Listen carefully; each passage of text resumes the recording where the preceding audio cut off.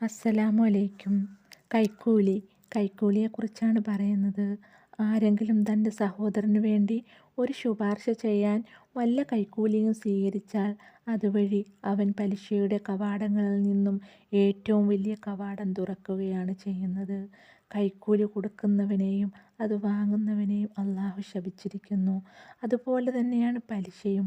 പലിശ തിന്നുന്നവനും അത് തീറ്റുന്നവനും അത് എഴുതുന്നവനും നരകത്തിലാണ്. അതുപോലെ തന്നെ നമ്മളുടെ കയ്യിൽ ക്യാഷ് തികയാതെ വന്നാലോ, നമ്മൾക്ക് മറ്റെന്തെങ്കിലും ആവശ്യങ്ങൾ വരുമ്പോഴോ നമ്മൾ ക്യാഷ് കടം വാങ്ങാറുണ്ട്.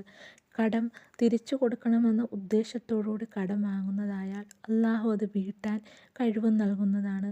നശിപ്പിക്കണമെന്ന ഉദ്ദേശത്തോടെ വാങ്ങുന്നത് അള്ളാഹു നശിപ്പിക്കുക തന്നെ ചെയ്യും. എല്ലാവിധ പലിശ ഇടപാടുകളിൽ നിന്നും അള്ളാഹു നമ്മളെ കാത്ത് രക്ഷിക്കട്ടെ. നമ്മളുടെ കടങ്ങളെല്ലാം വീടാൻ അള്ളാഹു സുബ്ഹാനഹു വ തആല തൗഫീഖ് ചെയ്തു തരുമാറാകട്ടെ.